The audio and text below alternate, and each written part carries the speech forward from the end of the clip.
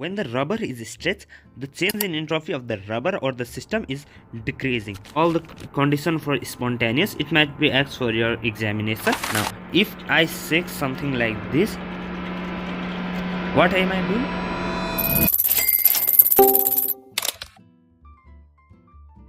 Hey everyone, this is our next topic of our physical chemistry, that is chemical thermodynamics. First, let us start from the beginning. What is thermodynamics? As the name itself suggests, thermo means heat and dynamics means the movement of heat. That's why the movement of heat and their study is said to be thermodynamics, or simply dynamics of heat is said to be thermodynamics. These all things we are going to study is only applicable for a macroscopic system. That means the limitation of thermodynamics processes is it is not applicable for microsystem like electron, proton, neutron, etc. Now, universe is consist of two portions. That is, first one is system and another one is surrounding. The system is a part of universe that is under investigation, and the rest remaining part of universe is said to be surrounding. A system can be of three types on the basis of exchange of mass and energy. First one is open type, that is, mass and energy are both being exchanged. Where in the closed system there is only exchange of energy but not the exchange of mass. And third one is isolated system, that is, both neither the energy neither the mass is being exchanged. One of the example of isolated system could be this thermoflux. Both the water and energy are not being exchanged with the rest part of the surrounding. Now, the state of system. State of system is defined by the thermodynamics variable such as pressure, temperature, volume, etc. State function are those thermodynamics variables that depends upon the state but not upon the part it is carried out. A properties of system could be either intensive or extensive. First one is intensive property, that is, it is independent of the material, for example density, temperature and entropy, whereas extensive property is material dependent property, for example entropy, mass, volume, etc. Now, first one is internal energy, which is generated by del U. It is a material dependent property, that's why it is known to be extensive property of system. It is nothing but sum of all the energy. It is a state function. Simply del U equals internal energy at final subtracted by internal energy at initial of the system or thermodynamic processes. And another thing is change in internal energy is directly proportional to change in temperature.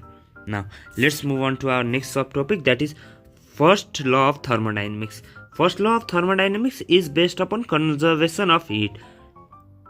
It has two postulates. First is it balances the heat and the work done by the system. If the heat evolves in the system, it gets absorbed in surrounding and vice versa.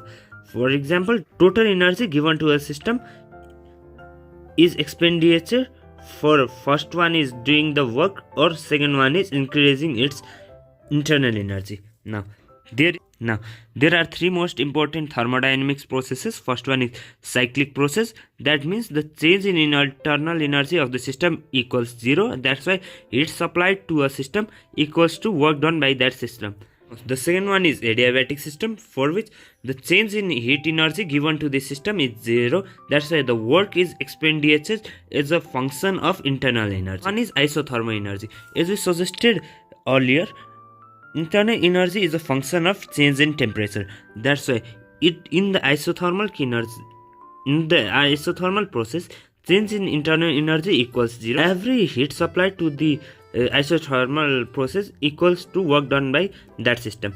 Now, negative work indicates the work is done by system or work done in the expansion of the system. Now, the limitation of first law of thermodynamics. It fails to explain about the feasibility of the thermodynamics process, and second one is it also fails to explain about the extent of conversion of heat. Now, first is enthalpy, which is also known by heat content. It is denoted by del of H. It describes about the heat content in a system. From the first law of thermodynamics, we can conclude that del H equals del E plus P del V. What is P del V? That is the work done by the system. What is del E? Del is nothing. Del is equals to change in internal energy. What is del H? That is change in enthalpy. Now, first law about enthalpy. It is also based on first law of thermodynamics.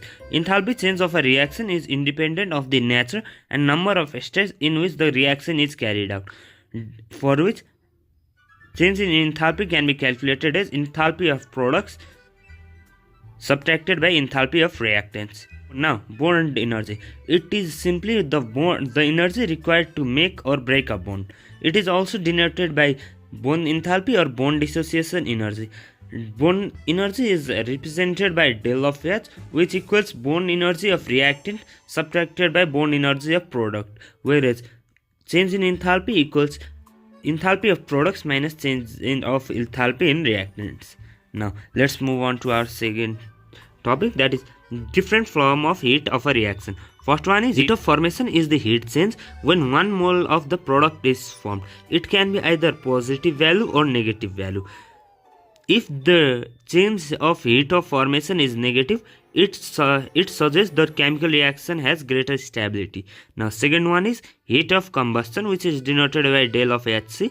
Del Hc is always negative value as the product is being combusted. It is calculated by calorimetry or calorimeter. Third one is heat of neutralization, which is denoted by del Hw. It is an always exothermic reaction.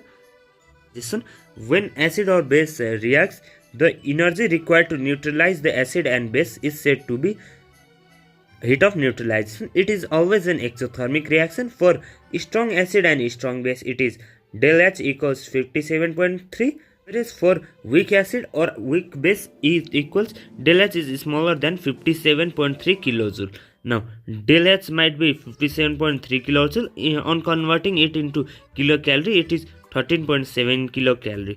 It is calculated by Devarfas or calorimeter.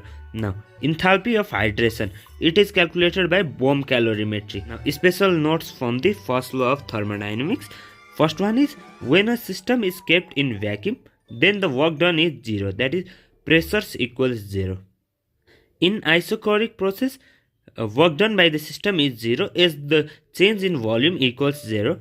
Now, the maximal work is done when the system undergoes isothermal reversible expansion. Now, this is the most important two statement, that is when the door of refrigerator is open, the temperature of room increases. When a fan is switched on, then also the temperature of room increases.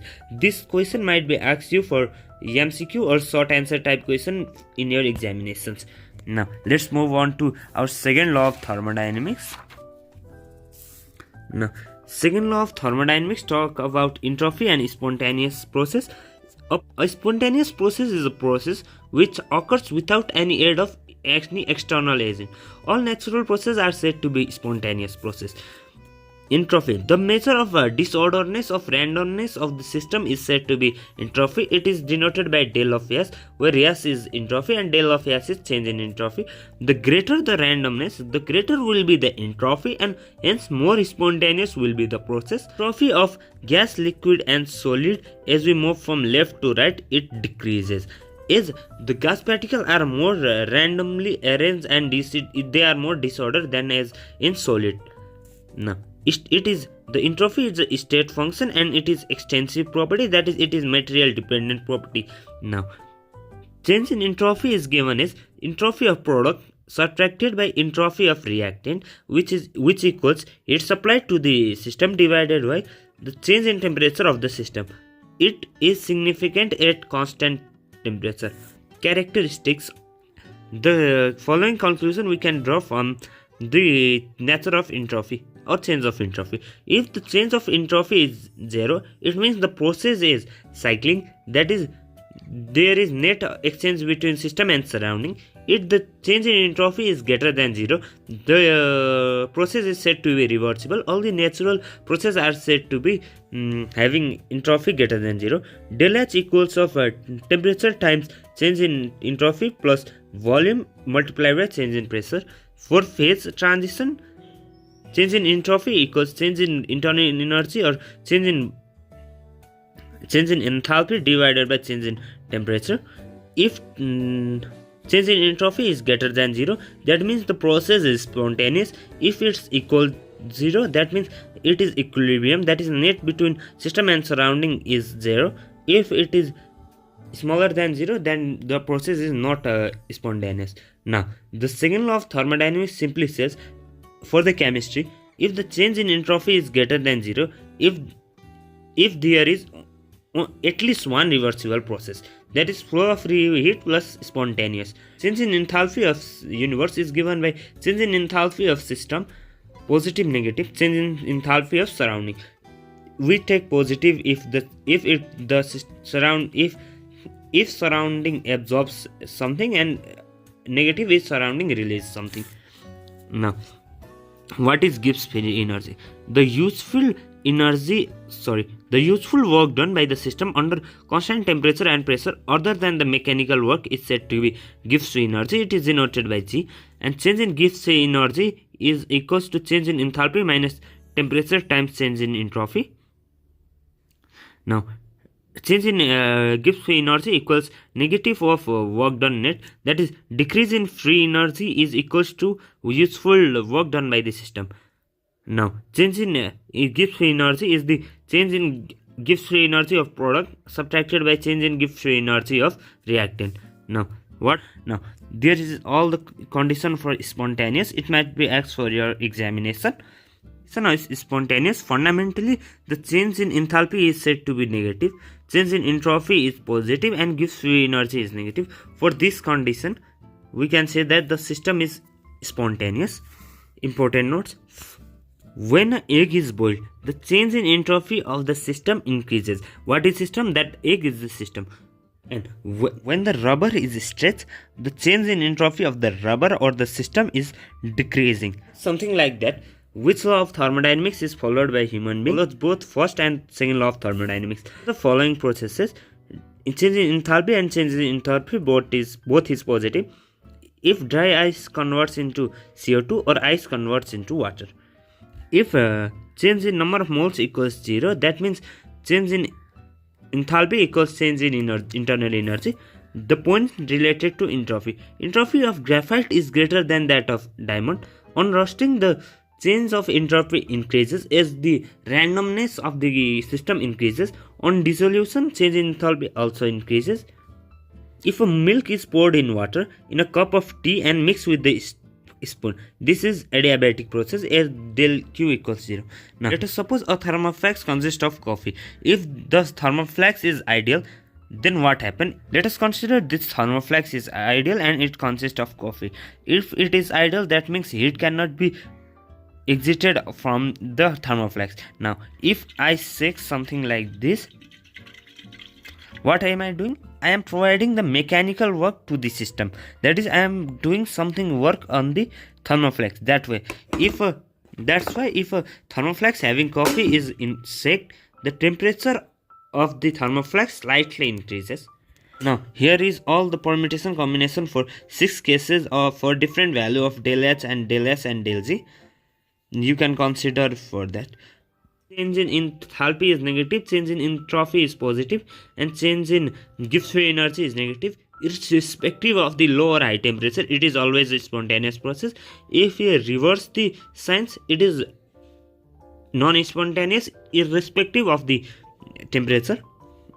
Now that's it all for today. If you want more videos, you can just comment down below, and I will be trying to cover more topic as we move further onto it. For the slides, I suggest you to follow either our Telegram channel or to follow our Pinterest page.